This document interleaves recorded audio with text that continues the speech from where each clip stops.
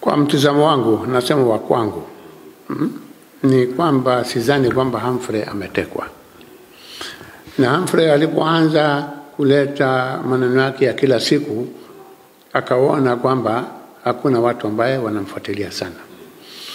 Nilikuwa naangalia kwenye mtandao, na huwa mara nyingi nikiangalia kwenye mtandao naangalia watu wangapi wanaangalia.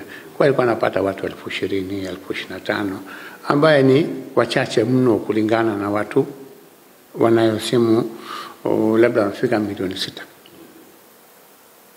Kwa hiyo kwamba alikuwa hana kivutio. Sasa labda nasema akaona kwamba hapa amegonga mwamba, wakati yeye anajaribu kuyashawishi watu kwamba uchaguzi usifanyike tarehe 28 huku mama anapokwenda basi anajaza viwanja vinafurika, iwe mjini au vijijini. Tunaona kila siku kwamba viwanja vinafurika. Kwa hiyo akaona anachozungumza yeye labda inagonga mwamba.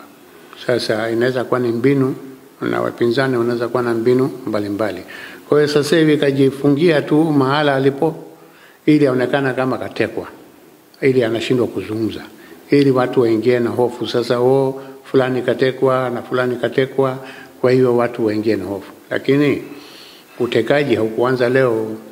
Utekaji ulianza kabla ya miaka 7, 8.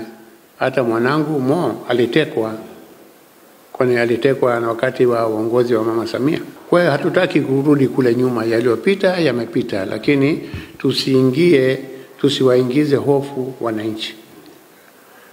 Ni dhambi kwa Mungu unapomwingizia hofu binadamu mwenzako, basi utakuja kumjibu na Mungu kwamba kwa nini ulifanya hivyo.